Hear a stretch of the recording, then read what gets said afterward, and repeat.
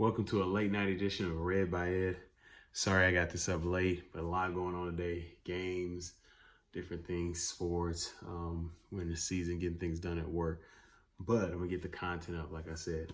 Today, we're doing Chris Hogan's Everyday Millionaires. So appreciate you guys being here.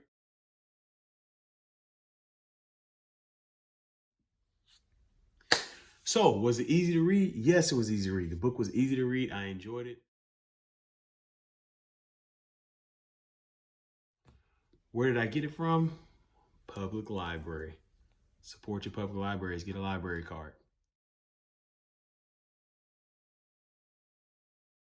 Summary of the book. Chris Hogan breaks down the different stories and methods that people have used or done to create incredible wealth.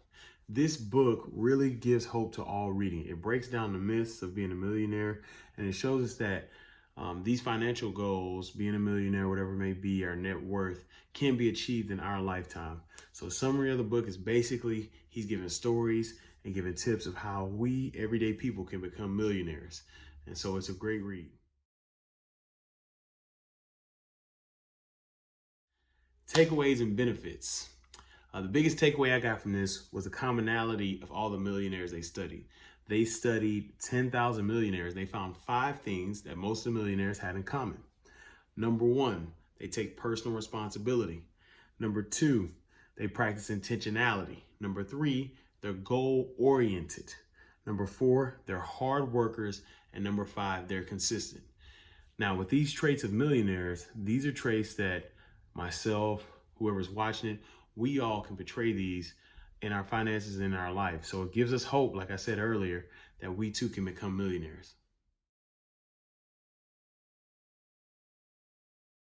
What stood out the most to me was the concept of net worth. Now, I've heard it. You see it when they talk about sports figures, entertainers. So I've heard the term net worth, but he really breaks down what net worth truly is. Net worth is basically how much you own minus how much you owe. And that sum, that number after that is your net worth. So a lot of these millionaires, it's about their net worth. And that's how they calculate these millionaires and the monies that they have.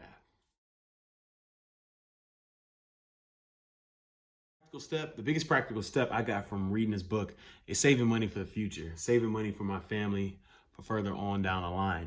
Retirement is a word that I feel like I'm years away from retiring, but it is a word that is necessary because at some point that time's going to come and I need to have money saved. So that's one big practical step I took from this book.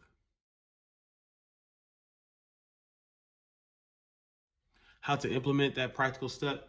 The big thing he calls is investing in the boring retirement plan that our companies have. Those retirement plans, 401ks, things like that. Some companies match. Where I work, they have an incredible match program. It's even more than what we put in. And so investing in that, putting more money into that, that's a way I can literally implement the practical step of saving money to the future.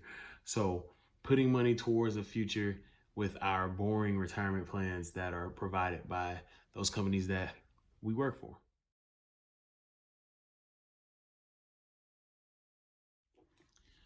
So once again, Chris Hogan is on the Dave Ramsey tree, financial tree, if you want to call it. So a lot of stuff you've done, Dave Ramsey, me and my family, we've done it. We're debt free. Thank you, Dave Ramsey.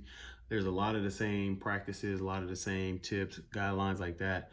But he really, really talks about how we all can become everyday millionaires. There's people in there who were farmers, people who, didn't go to the Ivy League schools. There's myths of, all the money was given to them.